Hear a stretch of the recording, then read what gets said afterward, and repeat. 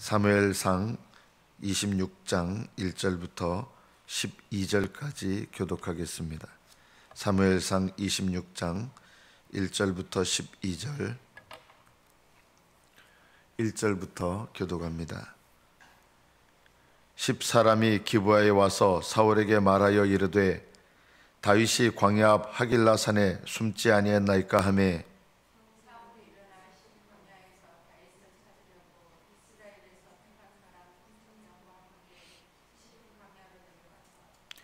사울이 광야 앞 하길라 산 길가에 진친이라.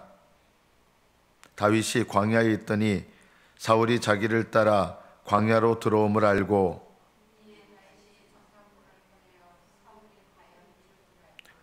다윗이 일어나 사울이 진친 곳에 이르러 사울과 네레 아들 군사령관 아브넬이 머무는 곳을 본즉 사울이 진영 가운데 누웠고 백성은 그를 둘러 진쳤더라.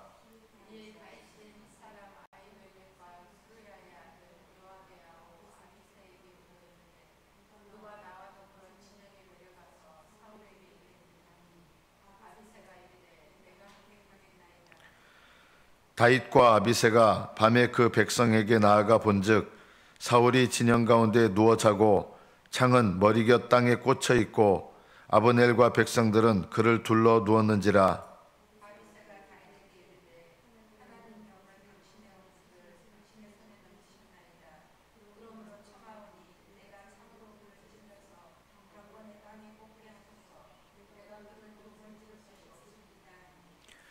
다윗이 아비새에게 이르되 죽이지 말라. 누구든지 손을 들어 여호와의 기름 부음 받은 자를 치면 죄가 없겠느냐 하고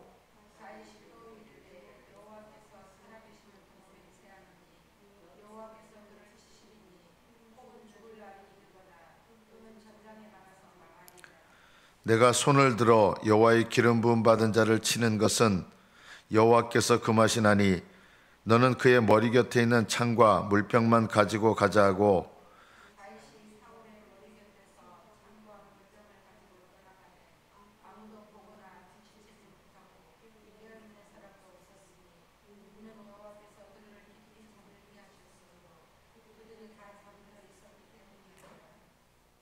여기까지 받들어 읽겠습니다. 오늘 이 본문의 말씀은 어디서 본 사건 같지 않습니까? 등장인물도 똑같습니다. 사울이 변을 보러 굴에 들어갔다가 죽을 뻔했던 그 사건도 10사람들, 10광야 거기서 일어난 사건이었습니다. 오늘 본문도 사울이 하나님의 섭리 속에서 다윗의 손에 죽을 수 있는 이런 기적적인 상황이 되어지는데 이때도 역시 똑같습니다. 장소와 사람이요. 10사람, 10광야입니다. 똑같은 장소에서 똑같은 사람들의 밀고로 인해서 다윗이 위험에 처하게 됩니다. 그리고 너무나 똑같은 상황이 반복되는 것처럼 하나님의 기적적인 역사심으로 사울이 다윗의 손에 빠지게 되어 죽을 수 있는 이런 똑같은 상황이 연출이 됩니다. 우리가 오늘 이 본문에서 무엇을 말씀을 통해서 깨달아야 될까요? 우리가 가끔 농담처럼 하는 이런 말이 있죠. 사람은 변하지 않는다. 그것은 반은 맞고 반은 틀린 얘기입니다. 사람은 변하지 않는데 왜 변하지 않을까요? 기도하지 않는 사람은 변하지 않습니다. 다른 말로 말하면 기도해야 바뀝니다. 기도하지 않는 사람은 바뀌지 않습니다. 또 기도를 하는데 왜 안 바뀝니까? 기도가 잘못되었기 때문입니다. 올바른 기도를 하지 않는 사람들은 안 바뀝니다. 기도를 하지 않는 사람도 바뀌지 않고 올바르게 기도하지 않는 사람도 바뀌지 않습니다. 그러나 바르게 기도하는 사람들은 바뀝니다. 변화됩니다. 다윗이 이 10사람들에게서 밀고를 당했는데 똑같은 일이 반복되는 거예요. 기도하지 않는 사람들은 똑같은 일을 반복합니다. 다윗을 사울에게 밀고 하는 일이 반복됩니다. 사울도 이때 처음에 다윗이 살려줘서 보냈잖아요. 그때 울면서 너는 의롭다, 너는 나보다 의롭다 뭐 이러면서 어떻게 보면 감격해서 바뀐 것 같잖아요. 그러나 사울은 기도하는 사람이 아닙니다. 시간이 지나니까 또 반복돼요. 우리 삶 속에서도 왜 내 모습이 이렇게 잘 바뀌지 않느냐? 가장 중요한 것은 기도의 문제입니다. 기도하는데 왜 나는 안 바뀌느냐? 기도가 잘못되었기 때문입니다. 성령께서 함께 하시는 기도를 하면 변화됩니다. 내가 기도를 하는데도 내가 변화되지 않는다 그러면 내가 성령 안에서 드리는 기도, 올바른 기도를 하는 것이 아니라 습관적인 기도를 하기 때문입니다. 습관적인 기도는 우리를 변화시키지 않습니다. 성령 안에서 성령을 따라 하는 기도가 우리를 변화시킵니다. 사울은 똑같은 모습이 반복됩니다. 이것을 이상하게 여기지 마십시오. 기도하지 않는 사람은 반복됩니다. 기도해도 참된 기도를 드리지 않는 사람은 반복됩니다. 10사람들이 반복되고 사울이 반복됩니다. 왜 하나님께서는 이렇게 변하지 않는 사람들을 통하여 반복적인 시험을 허락하실까요? 이것을 또 이상하게 여겨서는 안 됩니다. 여러분이 금 아시죠? 16K 있고 24K 있고 은도 순은 99% 은이 되려면 예전에는, 요즘에는 이제 어떻게 재련하는지 모르겠어요. 예전에는 순도가 한 99% 되려 그러면 그 은과 불순물이 같이 섞여 있는데 그 불순물에서 은을 뽑아내는 이 과정을 재련이라고 하죠. 이 재련하는 과정을 여러 번 반복해서 거쳐야 그때마다 불순물이 빠지게 되거나 또는 은만 빼내게 됩니다. 그래서 은을 빼낸 다음에 거기에는 또 불순물이 섞여 있어요. 그래서 똑같은 과정을 또 겪습니다. 똑같은 과정을 겪는 것 같지만 불순물이 계속 빠져나가게 되면서 순은에 점점 가까워지는 것입니다. 하나님께서 여러분의 삶 속에 똑같은 시험이 반복되는 것 같지만 사실은 똑같은 시험이 반복되는 게 아니라 이 똑같아 보이는 시험 속에서 계속해서 우리의 불순물을 뽑아내는 것입니다. 사울과 10사람들의 잘못을 통해서 다윗의 잘못을 뽑아내는 겁니다. 그럼 다윗이 뭘 잘못했길래 이런 시험을 또 받습니까? 우리가 오늘 본문만 보면은 왜 다윗에게 이렇게 똑같은 시험이 찾아오는가 의아하게 여기겠지만 그 전에 어제 본문을 보면 다윗은 하나님 앞에 범한 잘못이 있습니다. 눈에 보이지 않는 잘못입니다. 무엇이었습니까? 아비가일하고 결혼을 합니다. 그 다음에 또 다른 여인하고 결혼합니다. 하나님께 물어보지 않고. 다윗의 잘못 중에 하나가 뭐냐면 믿음의 부분도 있어요. 그러나 불신앙의 부분도 있어요. 다윗이 하나님 앞에 범하는 불신앙의 부분 중에 하나가 뭐냐면 하나님께 묻지 않고 결혼하는 거. 이것 때문에 다윗은 평생에 걸쳐서 고난을 당합니다. 그런데 다윗은 이것을 물어볼 생각을 안 하는 거예요. 왜 그런지 아십니까? 그 당시 왕들은 여러 아내를 두는 게 너무나 당연한 일이기 때문에 그것이 불신앙적이라는 걸 아예 생각해 보지를 않았던 거예요. 그러니까 하나님께 묻지 않고 그냥 결혼하는 거예요. 우리 예수님을 믿는 사람들도요, 너무나 세상 사람들의 사고에 익숙해가지고 하나님께 묻지 않고 그냥 행하는 것들이 많이 있습니다. 그 대표적인 것이 뭔지 아십니까? 그냥 상식선에서 늘 생각하는 거예요. 하나님께 묻지 않고. 우리는 내가 경험한 걸 가지고 결정하는 거에 너무 익숙해서 하나님께서 결정권을 갖고 계시다는 것을 자주 잊어버립니다. 그래서 내가 가지고 있는 상식선에서 결정하고 이런 것들이 반복되는 일들이 많습니다. 다윗도 그 당시 왕들은 많은 아내를 두는 것이 너무나 당연하고 너무나 상식적인 것이었기 때문에 상식에 준해서 행동한 거예요. 그러나 그것이 하나님 앞에 믿음은 아니었던 거예요. 이 결과로 깨닫게 하시는 하나님의 은혜 가운데서 이게 무관한 게 아니에요.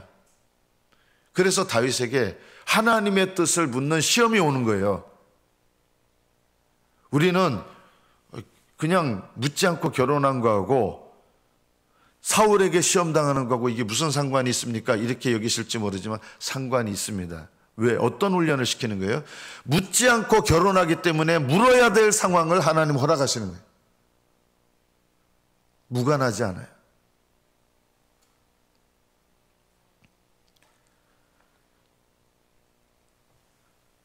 하나님은 변하지 않는 사울, 변하지 않은 10사람을 통해서 변해야 될 사람을 시험하십니다. 그래서 사울과 10사람들을 욕해야 될 것이 아니라 오히려 다윗은 뭘 돌아봐야 됩니까? 하나님께 묻는 습관을 돌아봐야 되는 거예요. 이것이 이 시험의 목적이에요. 정말 사울 인간, 내가 죽을 위험에서 건져줘가지고 울면서 돌아가더니 어떻게 저 인간 저러냐. 10사람들, 제가 좀 예전에 나쁜 말로 표현했잖아요. 기억하기 싫어요. 의심시키네. 욕하라는 뜻이 아니라 기억하라고 한 거예요. 10사람들. 원래는 짚이야, 짚.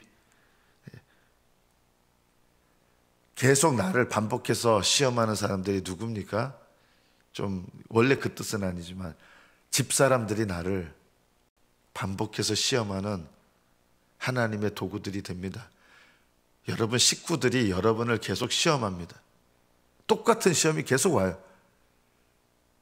아니 전에 시험 통과했으면 하나님 그 다음 딴 거 해야 되는데 아니 왜 똑같은 시험인데 계속 반복되는 것 같으냐면 계속 내 안에 하나님께서 똑같아 보이는 시험 같지만 계속 재련하시는 거예요. 계속 내 불순물을 뽑아내시는 거예요.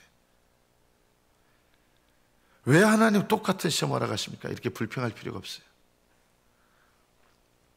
우리가 오늘 본문에서 또한 깨달아야 될 두 번째가 있습니다. 아비새에게 이제 물어봤는데 누가 나와 더불어 진영의 나라에 가서 사울에게 이르겠느냐. 다윗하고 또 한 사람 이제 선택해가지고 몰래 사울의 진영에 잠입하는 거예요. 왜 다윗은 이렇게 하려고 그랬을까요? 아마 하나님께서 마음에 이렇게 느낌을 주신 것 같아요. 그래서 군사들 끌고 가는 게 아니라 2명만 특공대, 다윗 자신이 자원해서 특공대로 가가지고 하나님께서 마음을 인도해 주신 거예요. 다윗에게 어떻게 하라는 것을 알려주시기 위해서 다윗의 마음 가운데 내가 아주 소수 특공대만 한번 가서 해봐야겠다. 그리고 이런 마음도 있었을 것 같아요. 사울에게 접근해서 내가 당신을 죽일 수 있었는데 내가 죽이지 않았습니다. 아마 이런 어떤 마음을 주신 것 같아요. 그래서 아비새와 둘이 가는데 놀라운 일이 일어나 있었습니다. 사울이 진영 가운데 누워 자고 있었습니다. 창은 그 머리곁 땅에 꽂아놓고 자고 있고 아브넬, 사울의 군대 장관이죠. 백성들 그를 둘러 누웠는데 다 자고 있는 거예요. 보초들도 다 자고 있는 거예요. 하나님이 잠들게 하셔가지고 다 잠들게 한 거예요. 왜냐하면 다윗이 도망가야 될 사람이 자기들을 향해서 이렇게 잠입해서 들어오리라고는 1%도 생각하지 못했던 상황이에요. 그래서 내일 격전을 위해서 이제 쉰다고 아마 했을지 모르지만 하나님이 다 잠들게 하신 거예요. 이 상황을 바라보면서 아비새가 이렇게 얘기합니다. 하나님이 오늘 당신의 원수를 당신의 손에 넘기셨나이다. 이거는 맞아요. 다윗의 손에 넘기셨어요. 이건 기적이에요. 자, 그런데 어떻게 해석을 합니까? 그러므로 청하오니 내가 창으로 그를 찔러서 단번에 땅에 꽂게 하소서. 내가 그를 2번 찌를 것이 없으리다. 그냥 제가 한 방에 보낼 수 있습니다 라고 한 거예요. 이거 하나님께서 당신 손에 맡기셨는데 이거 사울 죽이라고 한 겁니다. 여러분 누가 봐도 이거는 하나님의 섭리잖아요. 하나님의 기적의 섭리잖아요. 그러면 전에는 내가 살려줬는데 하나님께서 두 번째 나에게 기적의 섭리로 사울을 죽일 절호의 기회를 나에게 주셨어요. 그러면 대부분 사람들 어떻게 해석해요? 이런 섭리를 보면 100% 이거 죽이라고 하는 거구나. 기회를 주신 거구나. 하나님께서 다윗에게 뭘 훈련하는 시험이에요, 지금요?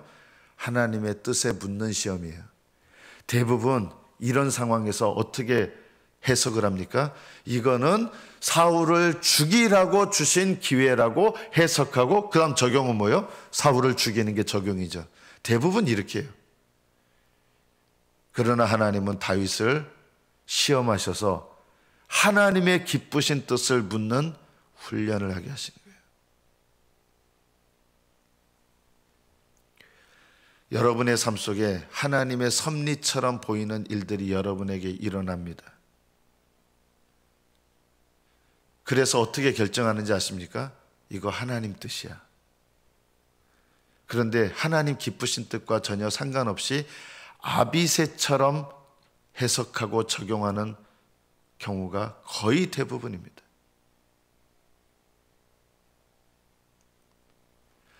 저는 이런 비슷한 상황을 겪을 때 어떤 결정을 내리냐? 대부분 아비새의 결정을 내리더라. 그러면서 뭐라고 하냐면 이거 하나님 뜻입니다. 하나님 뜻이라고 강변하는 거예요. 하나님 뜻은 맞아요. 어떤 뜻이냐? 하나님 허락하시는 뜻이에요. 네 고집대로 행하면 네 고집대로 해라 라고 내버려 두셔서 이게 허락하시는 뜻이에요. 하나님 기쁘신 뜻이 아니에요. 아비새와 같이 대부분 하나님의 섭리라고 섭리를 잘못 해석하고 자기 마음대로 결정하고 나는 하나님 뜻대로 결정했습니다. 이건 하나님 뜻입니다. 이렇게 하는데 대부분 아비새의 해석과 적용을 합니다. 그러나 다윗은 달랐습니다. 이것이 다윗이 하나님께 축복받는 인생, 하나님께서 귀하게 쓰시고 하나님께서 그 인생 가운데 은혜와 복을 주시는 중요한 이유 중에 하나입니다. 이게 믿음이에요. 다윗은 어떻게 해석합니까? 하나님께서 이런 섭리를 허락하신 것은 사울을 죽이라고 한 것이 아니라 이미 자기는 하나님 기쁘신 뜻이 뭔지 이미 배웠어요. 하나님의 기름 부으신 자를 내 손으로 처치하는 거 하나님 뜻 아니다. 하나님 기쁘신 뜻에 대한 분명한 기준이 있었던 거예요. 물어보지도 않아 이제는요. 하나님 기쁘신 뜻이 뭔지 알아요. 죽이지 마라. 창과 우리가 왔다고 하는 증거로 옆에 있는 사울의 물병만 가져가자 하고 이 두 가지를 챙겨갑니다. 다윗이 얘기합니다. 하나님 기름 부으신 자를 내 손으로 죽이는 거 하나님 뜻 아니다. 이미 배운 거예요. 백이면 백다 아비새처럼 해석하고 적용합니다. 그러나 다윗은 믿음으로 해석하고 믿음으로 적용합니다. 그래서 하나님께 묻지 않아서 시험이 왔지만 이 시험 가운데서 다윗은 하나님의 뜻에 묻고 하나님 뜻을 순종하는 믿음의 적용을 했던 것입니다. 여러분이 하늘나라에 혹시 간다 해도 하나님께서 섭리라고 주신 하나님 주신 섭리는 맞는데 그 섭리를 내 뜻대로 해석해서 적용한 일들이 엄청나게 많아서 하나님께로부터 오는 좋은 것들이 가로막히는 일들이 엄청나게 많았다는 것을 알게 될 것입니다. 하나님은 모든 신자들에게 은혜에 이르는 기회를 주십니다.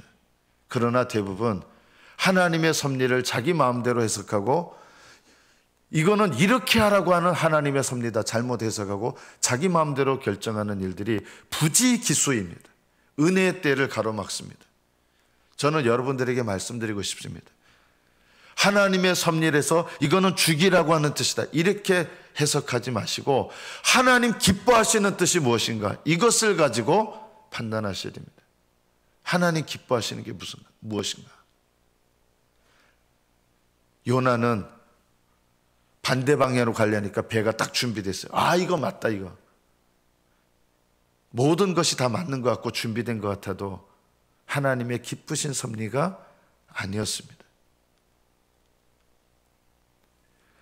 하나님의 기쁘신 섭리대로 살아가려면 되어진 일들을 바라보면서 거기에 맞춰서 하는 게 아니라 하나님의 기쁘신 뜻에 맞춰서 되어지는 일들을 바라보는 것입니다.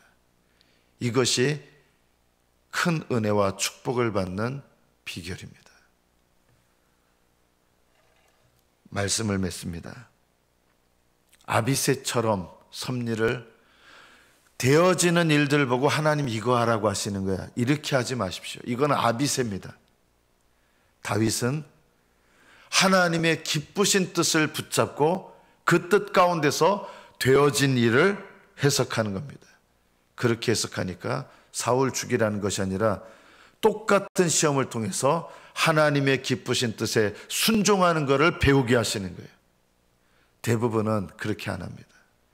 다윗은 이 순종을 통해서 하나님의 기쁘신 뜻을 순종하는 믿음이 자라고, 이 믿음이 자라면서 하나님의 기쁘신 뜻을 따라 복 내려주시는 이 은혜와 축복이 그 인생 가운데 더욱더 넘치게 되고 준비하게 된 것입니다. 저와 여러분의 삶 속에서 되어지는 하나님의 섭리를 가지고 결정하는 게 아니라 하나님의 기쁘신 뜻을 따라 여러분의 삶 속에 되어지는, 자연스럽게 되어지는 섭리조차도 오히려 그것을 해석하셔서 하나님 기쁘신 뜻을 따라 해석하고 적용하시는 복된 믿음이 되시기를 축복합니다. 기도하겠습니다.